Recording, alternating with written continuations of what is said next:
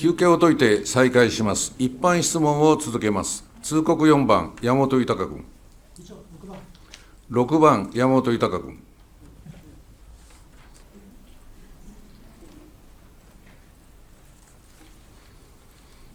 こんにちは。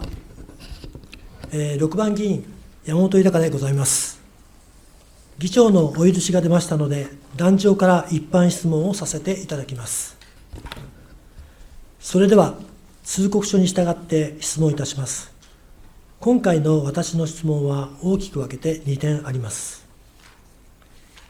1点目、駿河湾横断広域地域循環共生圏事業の推進と再生可能エネルギー活用の在り方について。私は西伊豆町の持続可能な発展と地域住民の皆様の豊かな暮らしの実現に向け、本庁が中核的な役割を担う駿河湾横断広域地域循環共生事業、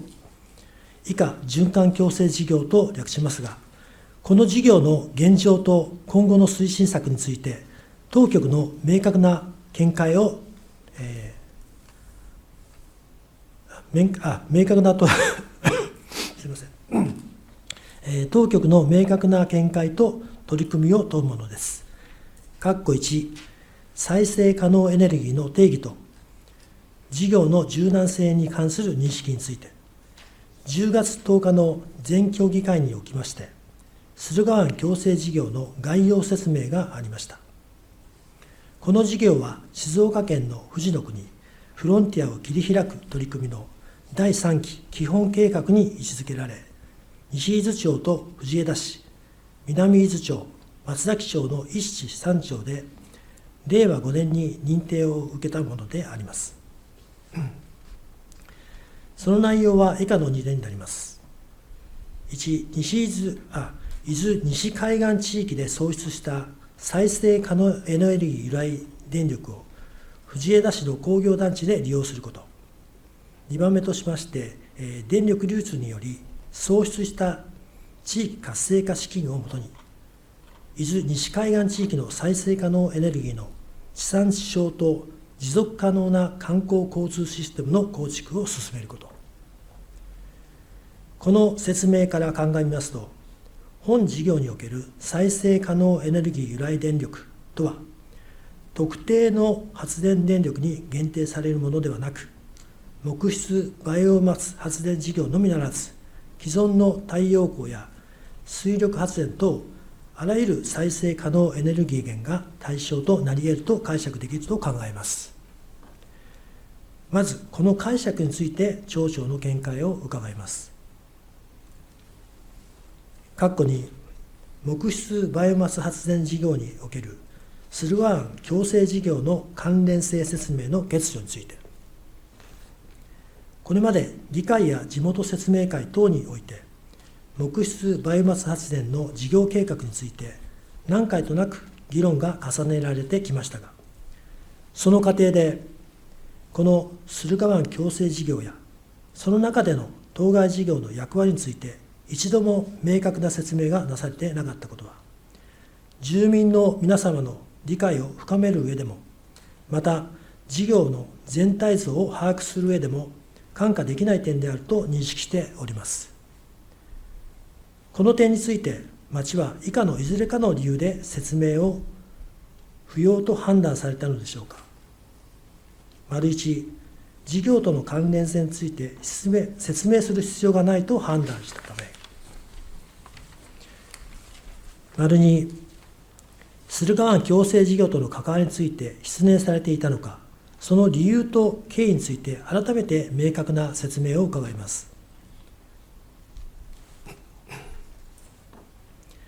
括弧3、駿河湾共生事業の継続性に関する対応の検証について、県から駿河湾共生事業の継続性について問われ、10月2日より協議を開始したと説明がありました。しかしながら、木質バイオマス発電事業の中止は、本事業の根幹に関わる重要な変更であり、その決定に合わせて、駿河湾共生事業全体の対応策、特に代替案の検討を迅速に進める必要があったのではないでしょうか。この点の対応が遅れた経緯と、その間にどのような検討がなされていたのかについて説明を伺います。4、木質バイオマス発電の代替案として、既存水力発電の評価について、私はこれまで木質バイオマス発電の代替案として、既存水力発電の活用を提案しました。その際、町長は普通の筋から言うとおかしな話ですよ。新たな作らない電力、もともとあった電力として既存水力発電の活用可能性を否定されました。しかしながら、その後の県総務部地域振興課フロンティア推進班への確認において、既存の水力発電でも再生可能エネルギー由来の電力として、駿河湾共生事業において取り扱い可能であるとの明確な回答を得ております。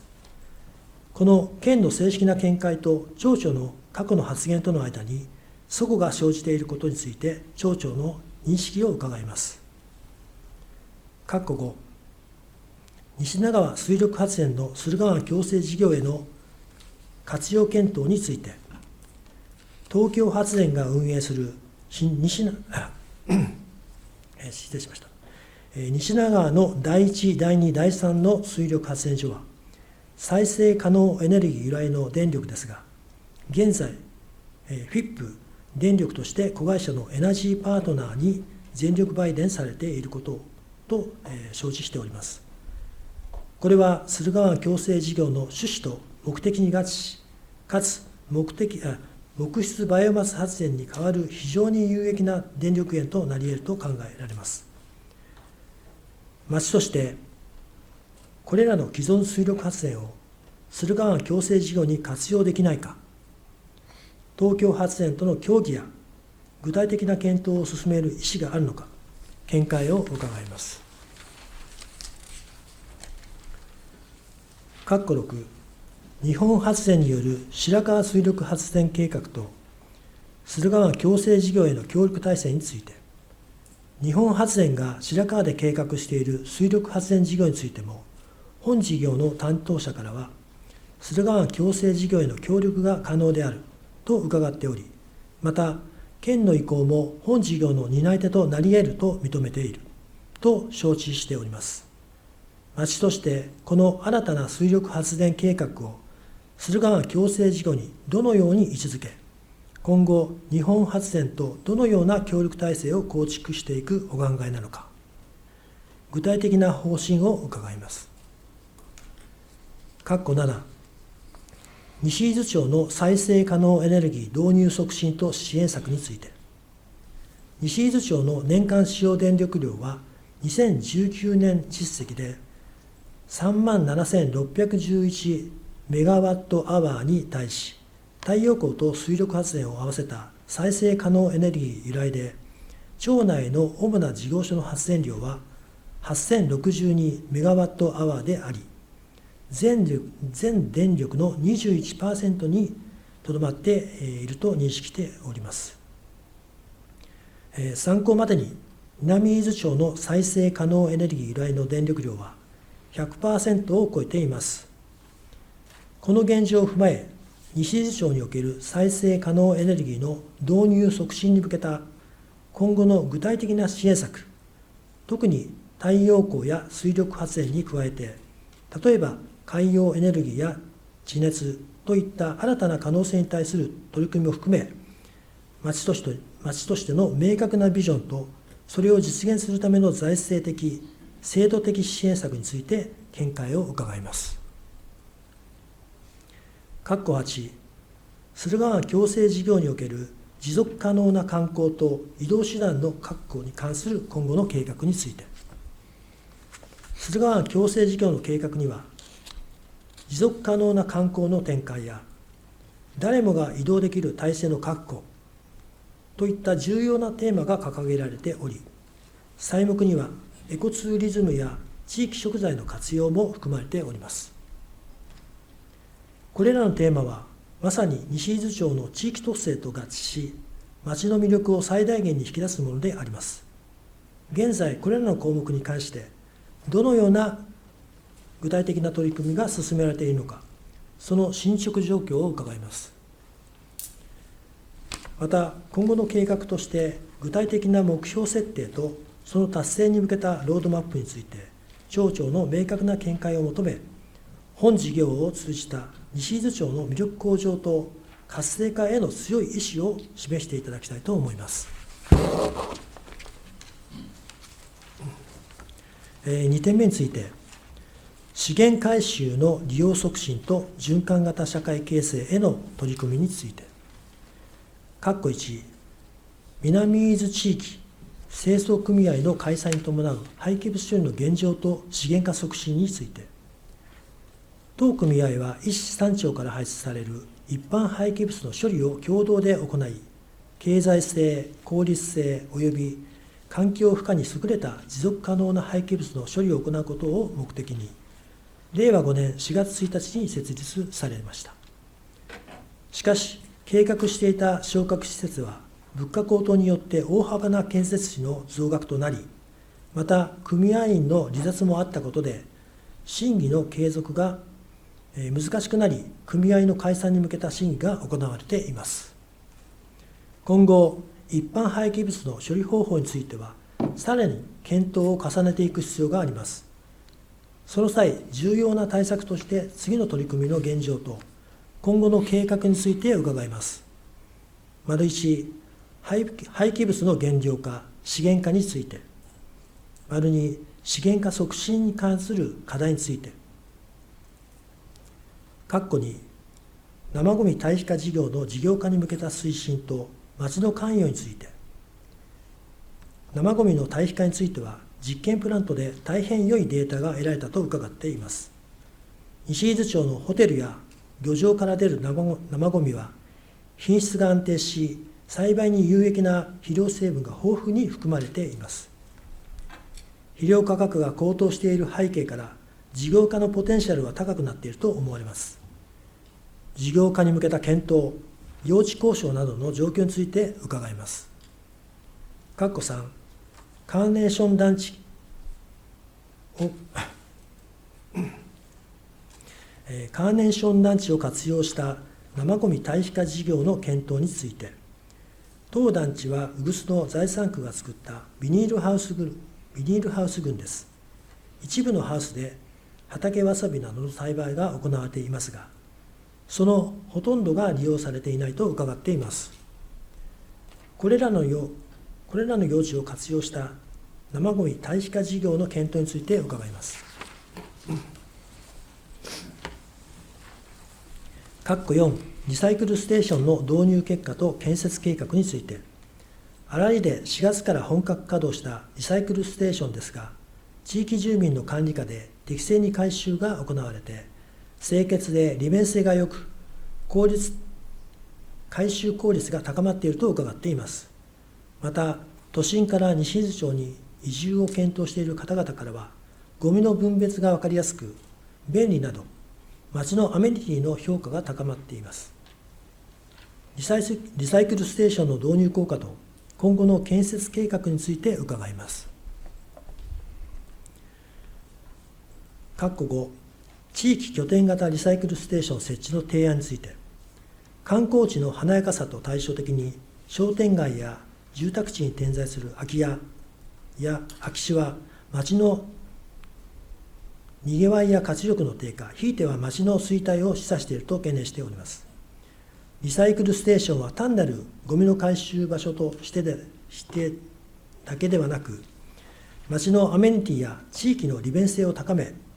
高齢化や人口減少社会における地域コミュニティの維持活性化の救世主となり得る潜在的な力を持っていると考えます。西伊豆町を大きく仁科、田子、荒利、宇久須、大総理の5地域と捉え、それぞれの地域に住民がアクセスしやすい拠点となるリサイクルステーションを戦略的に設置することを提案いたします。この地域拠点型リサイクルステーションは、将来的な資源ごみの集約拠点として回収効率の向上に貢献するだけでなく、就業や育児、介護などさまざまな事情から規定された時間帯に資源ごみを排出することが難しい家庭にとっては非常に大きな助けとなり、町民の皆様の生活の質の向上に直結する施策であると確信しております。空き家や空き地を有効活用し、町のアメニティ向上につながる施策として積極的に検討してはいかがでしょうか。以上で壇上からの質問を終わります。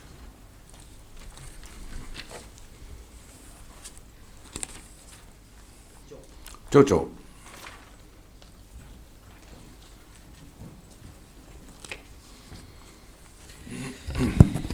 それでは山本豊さんの質問にお答えをさせていただきます。まず大きな1点目の駿河湾横断広域地域循環共生圏事業の推進と再生可能エネルギー活用の在り方についての括弧1、再生可能エネルギーの定義と事業の柔軟性に関する認識について、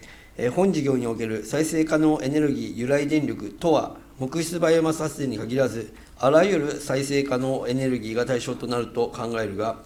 町長の見解を伺うというご質問ですが、再生可能エネルギー由来電力につきましては、必ずしも木質バイオマス発電事業に限るものではないというのはその通りだと思います。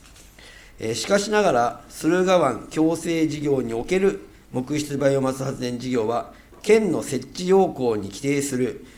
循環拠点区域に位置づけられており、認定にあたっては、知事を会長とする推進会議に諮り、慎重な議論の上、決定されたことから、県は当町の木質バイオマス発電事業の中止を非常に重いものと受け止めており、既存の再生可能エネルギー由来電力が地域課題の解決につながらなければ、単純に変えることはできないとの見解を示されております。次に、括弧2の木質バイオマス発電事業計画における駿河湾共生事業との関連性説明の欠如について、丸1、事業との関連性について説明する必要がないと判断したためかというご質問ですが、木質バイオマス発電事業は、駿河湾共生事業のためだけに計画されたわけでもありませんし、もともとは森と海の6次産業化事業の中の森を管理し、育て、海を豊かにしようというものが根底にあります。このことは議会にも説明をしておりますし、当時の議員さんには理解をいただいて事業が進められてきたものでございます。あくまでも西伊豆町の荒廃した森林や海を何とかしようというところから出発しているもので、その過程の中で類似している事業があり、県の補助が得られるならば取りに行くのは当然のことでございます。県の補助が受けられ、町の持ち出しが少しでも軽減できれば、町の単独事業に充てる財源が増え、最終的には町民のサービスが向上に寄与するからでございます。二言目には住民へ説明とおっしゃいますが、補助金に関してはとても多くの分野でお金を国、県からいただいており、都度説明することは今までもありません。次に、丸2の駿河湾共生事業との関わりについて出念されていたのか、その理由と経緯について改めて明快な説明を伺うというご質問ですが、通常は予算が通っている事業が年度途中で否決されることはありません。しかも否決された案件は、工事の仮契約の案件であり、設計に不備があるとか、入札に疑義があるというものでもないため、通常ではありえない事態です。西伊豆町を含めた1市3町はそれぞれ予算を組み、議会で可決をされておりますので、粛々と事業が進むのは当然のことです。仮に西伊豆町が逆の立場だったらどうするか、粛々と行うと思います。また、議員は知らないと言いますが、そもそも昨年度の決算並びに、今年度の当初予算において、駿河湾共生事業関連経費を上呈し、議会は可決・承認しております。都合が悪くなると当局のせいにするのはやめてください。あくまでも議員の勉強不足です。次に、括弧3の駿河湾共生事業の継続性に関する対応の検証について、駿河湾共生事業全体の対応策、特に代替案の検討を迅速に進める必要があったのではないか、対応が遅れた経緯とその間にどのような検討がなされたのか、詳細な説明を伺うというご質問ですが、正式に協議を開始したのは、県の方針が示された10月以降でございますが、町は木質バイオマス発電事業が中止となった直後から、県の担当者と対応を協議してまいりました。また、木質バイオマス発電事業は、令和3年度からスタートした森と海の6次産業化で提案されたものを、町の総合計画審議会や再エネ導入戦略策定委員会に諮り、ご承認をいただいた上で、それぞれの計画に位置づけるなど、数年をかけてここに行き着いております。代替案は県や関係市町の協議により、最終的には県の推進会議で承認されるよう進めていく必要があり、すぐに同行できるものではありません。また、対応が遅れたとも思っておりません。安易な質問をしないでください。次に、括弧4の木質バイオマス発電の代替案としての既存水力発電の評価について、県に確認し、既存の水力発電であっても、再生可能エネルギー由来の電力として、駿河湾共生事業において取り扱い可能であるとの明快な回答を得ている。県の正式見解と町長の過去の発言との間に齟齬が生じていることについて、町長の認識を伺うという質問ですが、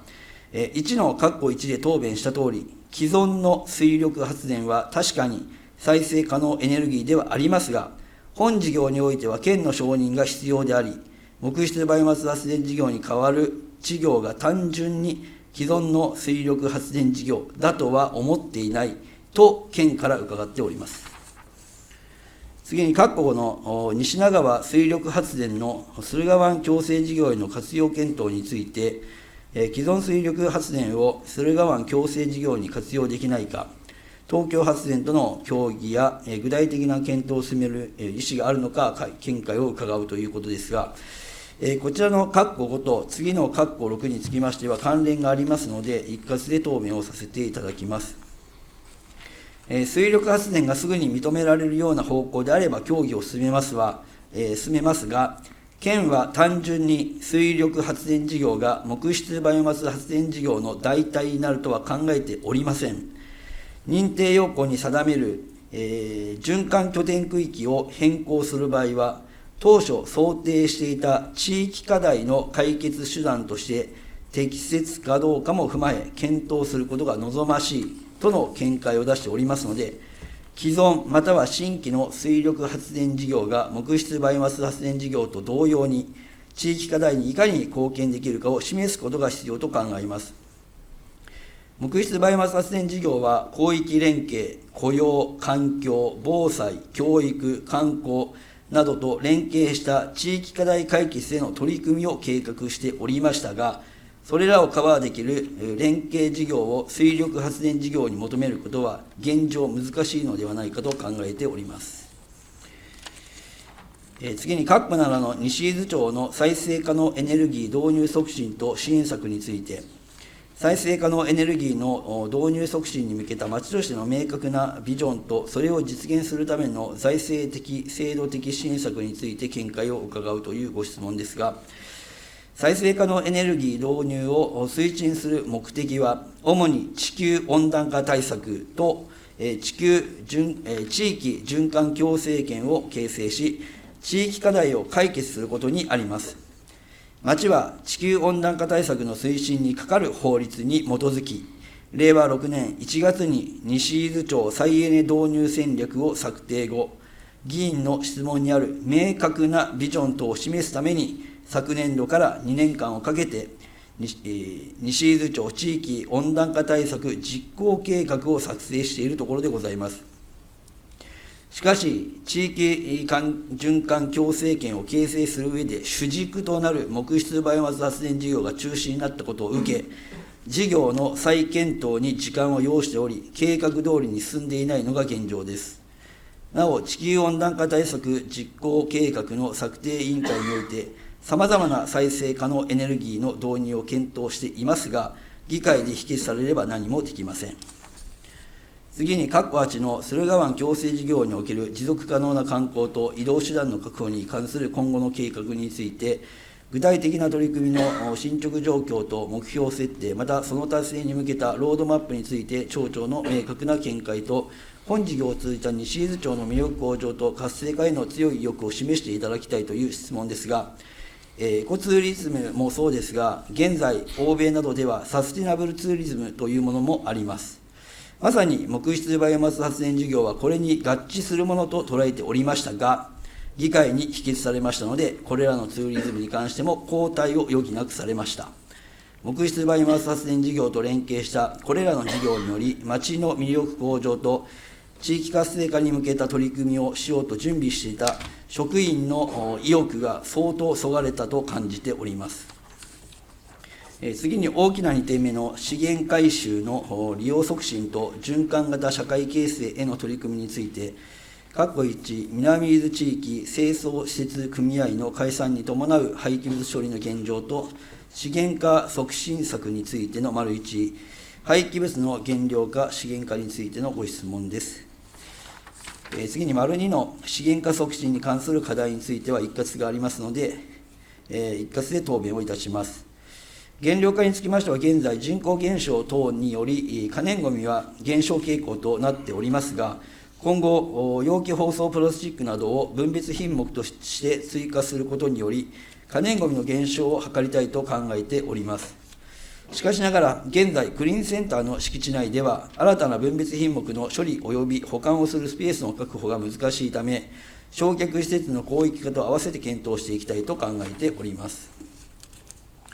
次に、各国の生ごみの退化事業の事業化に向けた進捗と町の関与について、事業化に向けた検討、用地交渉などの状況について伺うという質問ですが、以前に中田議員、また9月議会におきましても、他の議員にもお答えしておりますが、退避化事業の施設の候補地等が決まっておりませんので、現在は検討は行っていない状況でございます。次に、カッコさんのカーネーションなんちゃ跡地を活用した生ごみ退避化事業の検討について、一部のハウスで旗わさびなどの栽培が行われているが、そのほとんどが利用されていないと伺っている。こちらの用途を活用した生ごみ退避化事業の検討について伺うというご質問ですが、質問にはほとんどが利用されていないと聞いているというふうに書かれていますが、ほとんどが使用されているため、残された土地の面積では不可能であると町は判断しております。それとともに、以前中田議員にもお答えしておりますように、そこまで行くガソリンで CO2 を排出すると、あべこべな政策になりますので、現在では考えておりません。次に、括弧4のリサイクルステーション導入効果と建設計画について、リサイクルステーションの導入効果と今後の建設計画について伺うという質問ですが、導入効果につきましては、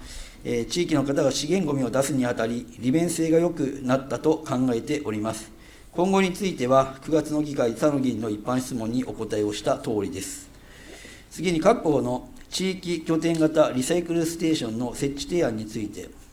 それぞれの地域に住民がアクセスしやすい拠点となるリサイクルステーションを戦略的に設置することを提案する、空き地を有効活用し、町のアメニティ向上につながる施策として積極的に検討してはどうかという質問ですが、こちらにつきましても、9月の議会にて他の議員の一般質問にお答えしたとおりです。以上、壇上での答弁は終わります。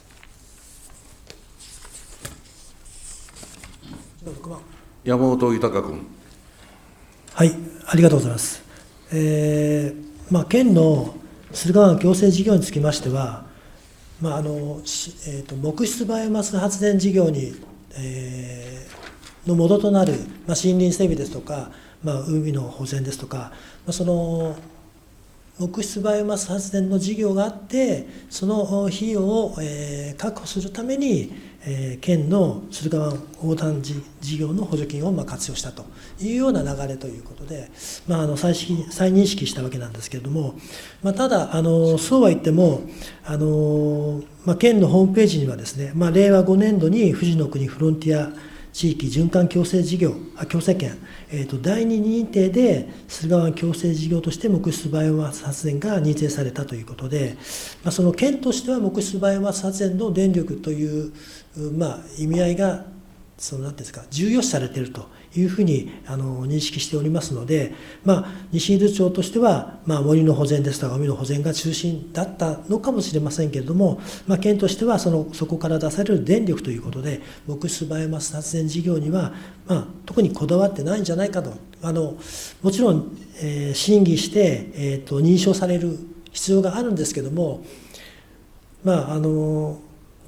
再生可能エネルギーからエネルギーに伴う電力として、提供するということであれば、今後の審議次第ではあるかと思いますけれども、木質バイオマス発電事業にこだわらないということで、その考えがよろしいかと思いますけれども、町長の意見はどうだ、意見について伺います。再度伺います。町長。そもそもですね、山本豊さんの考え方が間違っているんです。それでよろしいんではないかと勝手なことを言いますが、あくまでもこれは県が決めることでございまして、山本豊さんが俺はこう思うからこうだと言って決められる案件ではありません。で、壇上で答弁をさせていただきましたが、県は既存の再生可能エネルギー由来の電力が地域課題の解決につながらなければ単純に変えることはできないという見解を示しておりますので、私の見解同行ではなく、県がそういうことを言っている以上、これはそこには当てはまらないということになろうかというふうに思います。山本豊君。確かにその通りなんですけれども、再生可能エネルギーというのは、環境に優しい順で水力発電、これは二酸化炭素の、電力を生成するにあたって二酸化炭素の排出量についての順位なんですけれども、環境に優しい順位として水力発電、2番目が地熱発電、3番目が風力発電、4番目が太陽光発電、5番目に木質バイオマス発電ということで、環境重視ということであれば水力発電、これは西伊豆町で、他の市町に比べて率先して、発電されている事業ですので、こういった自然に優しい水力発電を、例えば環境教育ですとか、それから、水力発電を、の維持管理に、好意的なですね、例えば、間伐材の流木ですとか土砂の流出、そういったことも森の整備によって、軽減されるといいますか、そういったその流れというか循環の流れが考えられると思いますので、水力発電が地域町の貢献循環につながらなければ、その県のそれから行政事業とマッチしないというような考え方にはならないんじゃないかなというふうに考えますが、いかがでしょうか。町長。それは山本豊さんのへりくつを通すための言い分です。で、そもそもその水力発電がどうこうということで干ばつがうんぬんというふうに言われましたが、切り捨て干ばつの場合はその費用は絶対生まれないわけですよね。費用を消費するだけで終わるわけですよ。だからそれは費用の消費ではなくて、私たちは資源として循環できるようにバイオマス発電事業の下流まで持っていこうということを言っていたんですが、当然それは議会の否決があって止められればできません。で、逆にそれができれば水力の方だって今豊さんが自らおっしゃったことにも寄与するわけですよ。で、寄与する元を止めといてですね、水力はいいんだというふうに言ったって、それはへりくつが過ぎるんじゃないかと思います。山本豊さん。私はバイオマス事業については推進派です。ですから木質バイオマス発電というのも非常に楽しみにしておりました、実は。ところがですね、やはり赤字経営になる可能性が高い。それから、津波対策も一生懸命西伊豆町行っておりますけれども、その津波によって浸水を受けることによって事業の継続ができなくなる。そういったリスク、大きなリスクがあるわけです。しかもやはり重要な施設、そういったものを新たに作るということは、これは安全性、それから財政面にとって、やはり、放置できない問題ということで、私は木質バイオマス発電事業を中止したという経緯があります。ですから木質バイオマス発電というのはいいんですけれども、他を犠牲にしていいのかというとそうではないと思います。東日本大震災で浸水を受けた地域につきましても、その地域、浸水地域は新たな家屋、住宅は建てないような形で規制をしているそうです。やはりいつ津波が再度来ても、大きな影響を受けないような形で対策が取られている。西理事長はこれから、そういった苦難の、時代を迎えるかもしれません。それに備えて、重要となる施設、あるいは人災につながるような施設、ものというものは、やはりなるべく避けるというのが基本ではないでしょうか。いかがでしょうか。町長。はい、これも答弁をさせていただくとですね、山本豊さんは赤字になる可能性があるから反対だというふうに言うんですが、私の聞き及ぶところによると、赤字の計画だったら賛成したのにということを言う方もいたというふうに聞いております。なので、皆さん反対された方も、一枚岩ではなくて、向いてる方向があっちも向いたりこっちも向いたりしておられるので、町としては相当困っているわけですね。で、津波の被害のお話をされて、家屋、住宅を建てないっていうのは当たり前です。で、震災が起こったところは、どうやってやってるかというと、仕事場とかは浸水区域内に建て、さっきおっしゃった住まい、長くいるところについては、想定区域外の高台などに移転をしているんです。で、この木質バイオも仕事の観点の場所なので、逆にここが住宅地として、建てられる場所を占拠してはダメなので、逆にこういうところは浸水区域内に建てるっていうのが本来セオリーになってるんですよ、今は。だそれを間違った解釈のもと、豊さんは都合のいい解釈をされるので、だったらなんで沿岸部に今は東北の方は工場であったりというものを建てているんでしょうか。だからそこは住み分けをして命をどう守るかっていう住み分けの観点からいくと、浸水区域にあったって全く問題はないし、逆にそういったデッドスペースを使うっていうのが土地の有効活用になると私たちは思っております。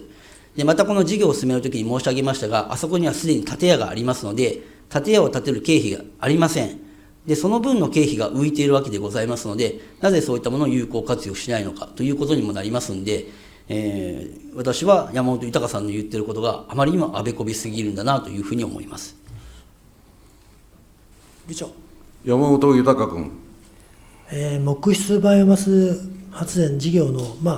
有無につきましては、これまでも議会で何度もですね、協議をし、最終的に否決という結論に達してますので、今更ですね、それについて協議するつもりはありません。で、私は私なりの考えを持って否決しましたので、それについては恥じるつもりもありませんし、西伊豆町のためになる、必ずなるというふうに考えております。次に行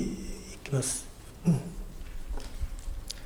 10月10日の、選挙の中で、その木質バイオマス発電に反対した議員がですね、藤枝市の補助金の関係で、3分の2から3分の1になりますよと。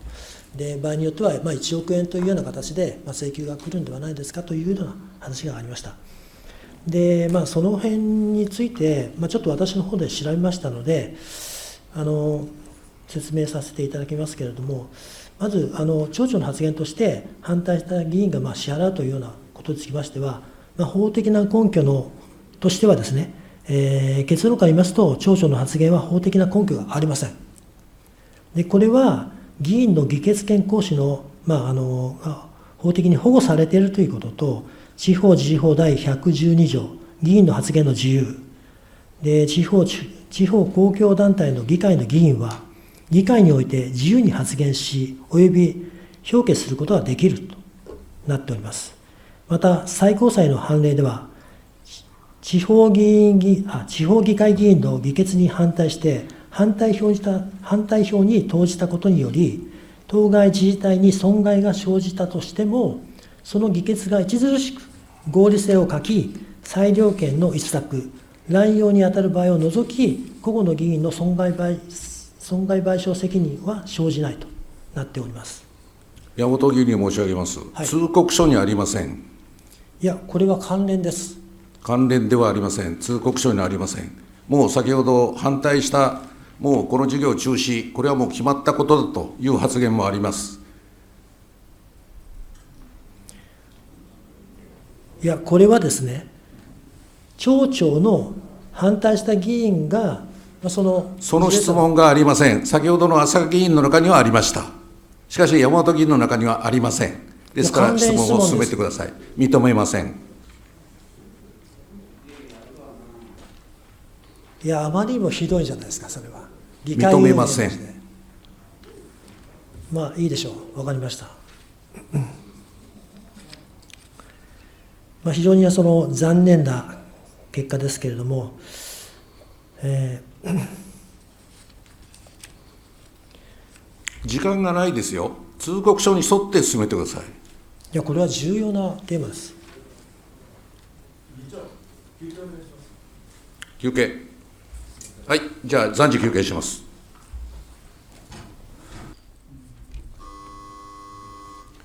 休憩を解いて再開します。一般質問を続けます。山本豊君。はい、それでは、追加質問を続けます。括弧5、西名川水力発電の駿河湾共生事業への活用検討についてということで質問させていただきました。東京発電の概要ですが、第1から第3までの発電で、最大出力は979キロワットです。年間発電量は5570メガワットアワーで、一般家庭の1470世帯分です。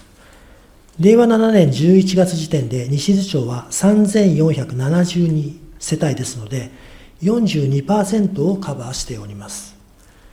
実態としては、大総理から西田まで水力発電を使用していると思われます。この庁舎も水力発電の電気を使用していると思われ、環境に優しい地産地消の流れができていると思います。ただし、実際の契約をしないと書類上では認められていません。駿河湾共生事業において水力発電を活用するということで、名実ともに環境対策になります。このことを町長は認識しておりますでしょうか。町長。認識しておりますし、多分前回言ってると思うんですけど、仮にですよ、契約して西伊豆町がその電気を使っていたとしましょう。で、今回この案件でなぜ掛川市が入っていて、掛川市の新たな工業団地へ電気の供給かっていうことになると、じゃあ西伊豆町にですよ、仮の話ですかね、供給していた電気はじゃあどこから持ってくるんでしょうか。また新しいところから持ってくるわけですね。仮にこれを掛川に流したら。っ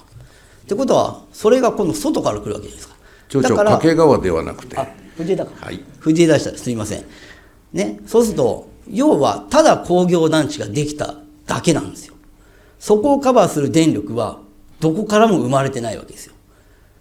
ね。でも、本来これは、そういう再生可能エネルギーであったりとか、そういったものを作ります。で、新たな電力で、そこのものをカバーしましょうっていうことをやってるのに、既存のものにやったら、ナンセンスじゃないですか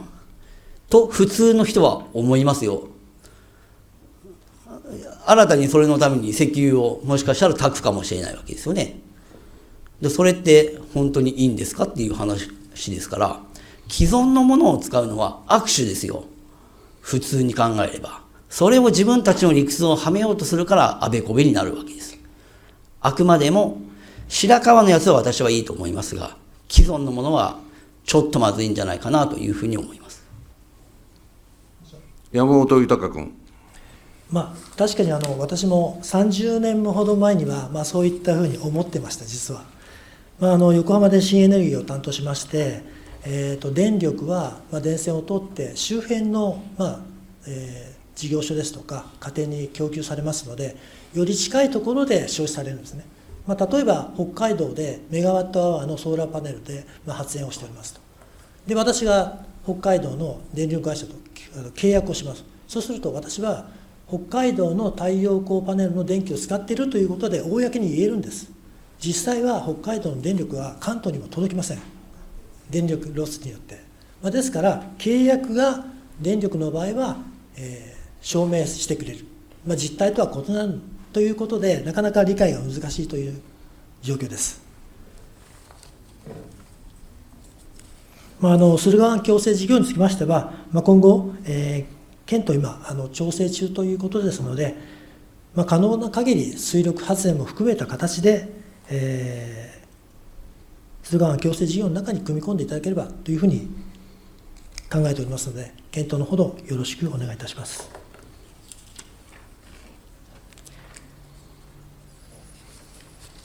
で一番としましては、駿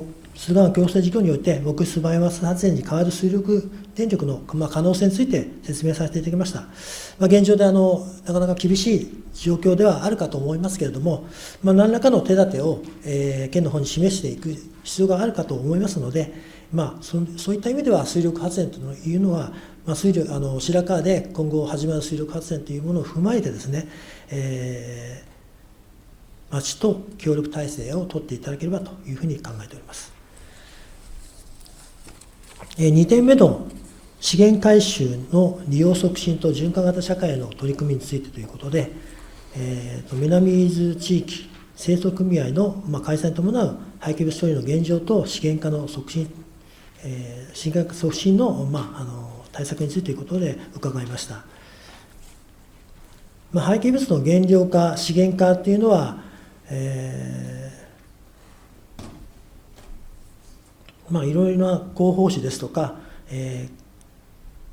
西伊豆町の総合計画でも計画されております。でその中でいきますと、現状は人口減少に伴ってゴミの排出量が減少傾向にありますと、資源物の回収量も減少していますというふうに書かれています。ただし、1人当たりのゴミ排出量は県内でも高くなっていますというふうに書かれています。ゴミが減っているのにもかかわらず、1人当たりのゴミ排出量が増えているというのは、どのような原因でそうなっているのかということで、説明いただければ助かります。環境課長。はい、ゴミの方が減少しておりますけれども、1人当たりがということですけれども、当町におきましては、観光関係でホテル等のゴミ等もございます。そうしますと、そちらの方は人口に関係なく、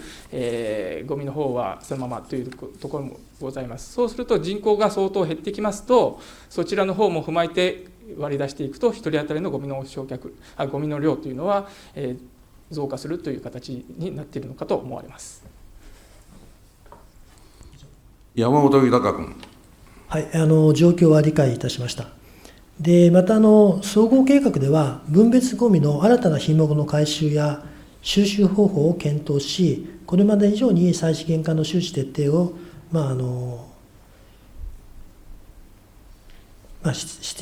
徹底をしていく必要がありますというふうに明記されています。でこの取り組みにつきましては、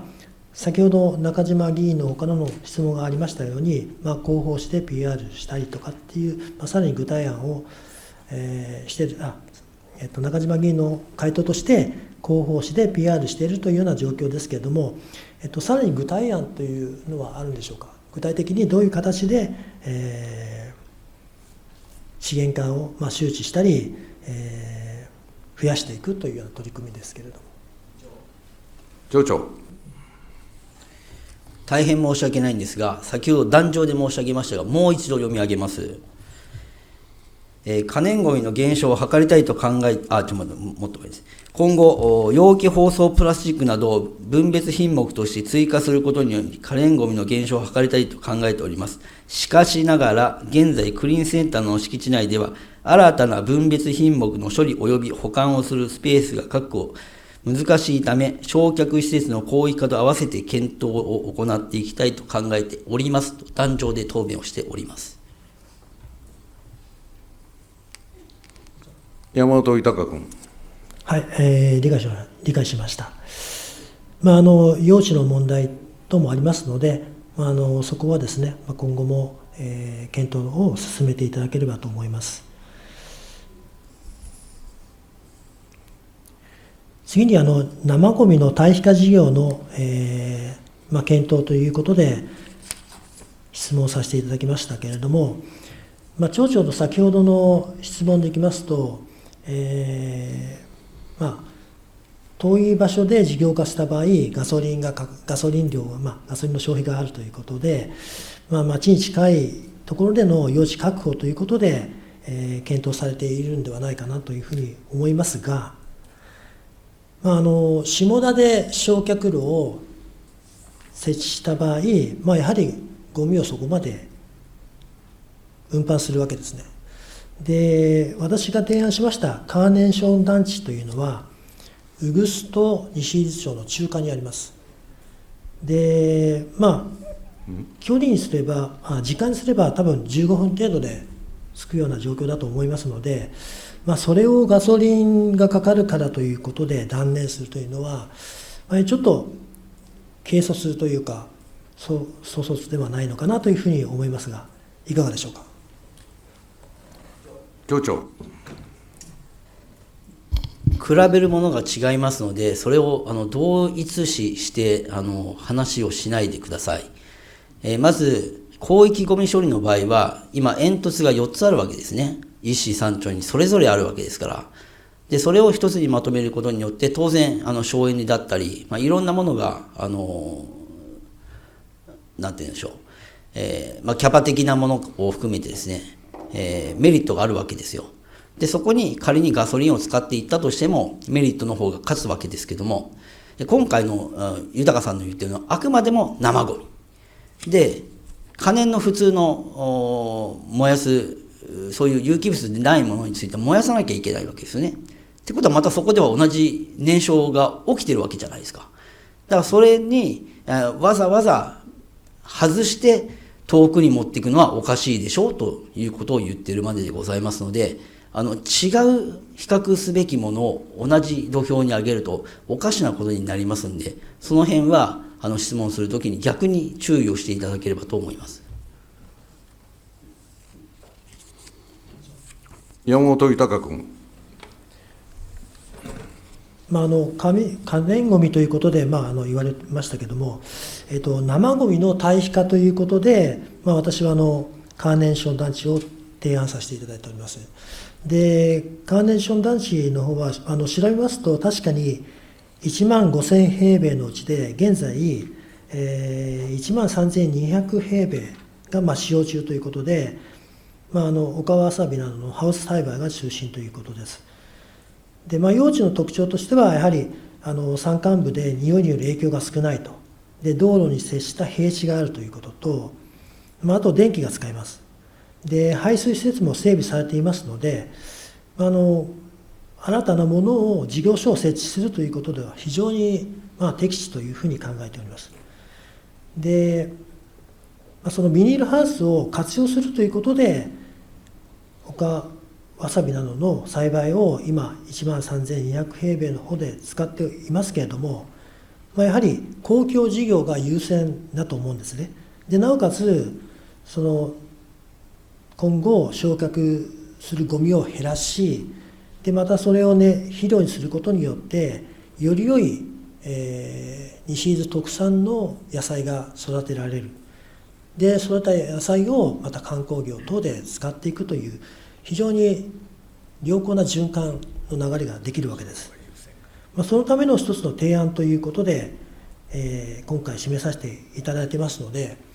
確かに現在1万3200平米ほど使っているということなんですけども、それをもってできないということにはならないんじゃないのかなというふうに考えますが、いかがでしょうか。町長。そもそもですね、豊さんの一般質問にはほとんどが使われていないっていう質問が出てるわけですよね。これ初め使ってないと思って質問書を書いてるのを辻褄を合わせようとするからそういう質問になるんじゃないですか。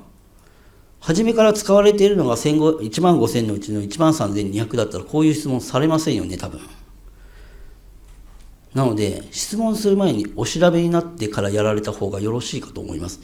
で、逆に確かに公的なものが優先っておっしゃいますけど、ここは共産権ではありませんので、そうは言ったって民間の方が一生懸命やられてるんだったら、本来民間の方の方は優先じゃないですか。なりわいを潰してまでもやることではないと思います。で、しかもこれは先ほども言いましたように、ガソリンを使ってわざわざ仁科の方からとか田子の方から向こうまで持っていく距離を考えるとですね、皆さんがうんというようなアイデアではないんではなかろうかというふうに思います。ですから私は仮にやるんであれば、ある程度町場の近くでないと事業的には難しいんではないでしょうかということを、今までの議員の一般質問にお答えしているかというふうに思います。山本豊君。町長と言われるように、私が一般質問を作成したときは、調査不足でして、ほとんど使われてないんじゃないかなということで、写真等も見てますけども、ビニールハウスが破れたりしてまして、あと雑草等もかなり生えてましたので、使われてないというふうに、当初は認識しておりました。その後ですね、町の方に確認したところ、かなりの部分で使われているというのが判明しまして、とは言ってもですね、非常にいい用地ですし、その中をですね、整理して、その堆肥化の施設につきましても、1万5000平米なんていうのは必要ないですし、数千平米の中で設置が可能かなというふうに思います。ここは多分非常に私としては推薦するところなんですけれども、町長はいろんな意味で反対されていますけれども、ぜひとも検討の方をお願いしたいところです。次の質問に行きます。リサイクルステーションの導入ということで、かなりその粗利につきましては、利便性ですとか、地域の住民が協力を持って管理されているということで、非常にいいその町づくりといいますか、地域づくりを、資源化をすることによってなされていると。で、やはりこのいい事例をですね、各地域に広げていくということと、私が壇上で説明しましたように、いろいろなその副作用といいますか、良好なその循環が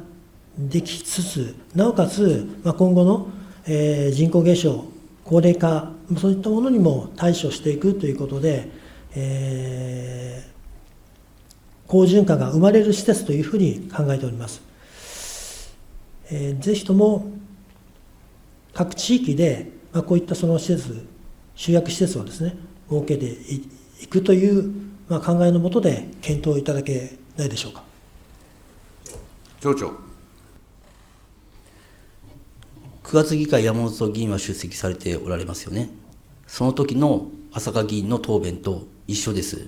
そこから何も変わっておりません。地区の方でご協力いただける、土地や場所を提供していただける、それがあれば町はやぶさかではないという答弁をしているかというふうに思いますので、それ以上でもそれ以下でもございません。山本豊君。はい。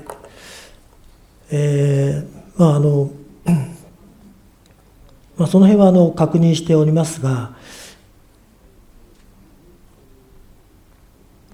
私は今年の1月に、住所を横浜から西伊豆町に移し、横浜と西伊豆町の2拠点生活をしております。先日初めて資源ごみ分別収集ということで、回収ごみの設置を行いました。ここで感じたことは、朝早く子育て世帯など忙しい人にとっては大変な作業であると。で、寒波や豪雨時において、設置、回収が困難というふうに感じました。また、行政サービスの低さを感じ、やはり都会から移住する人にとっては負担が大きく、機能的で清潔な収集方法があるのではないかなというふうに考えました。そこで先進事例をちょっと調べたんですけども、長野県軽井沢町の24時間資源ステーション、あるいは北海道ニセコ町スマート資源回収システム、神奈川県葉山町コンシェルジェ型の個別収集といったものがネットの方で上がってきました。総合的に考えると、まず5カ所の地域拠点型リサイクルステーションを進め、後々は高齢者の単身世帯や要介護認定世帯、乳幼児の子育て世帯について個別回収するというのが必要かなというふうに考えております。最後にこれらの提案に関して、実施することによって非常に価値が上がるということで、ぜひとも設置の方を検討いただければというふうに思います。以上で再質問を終了いたします。席へ戻ってください。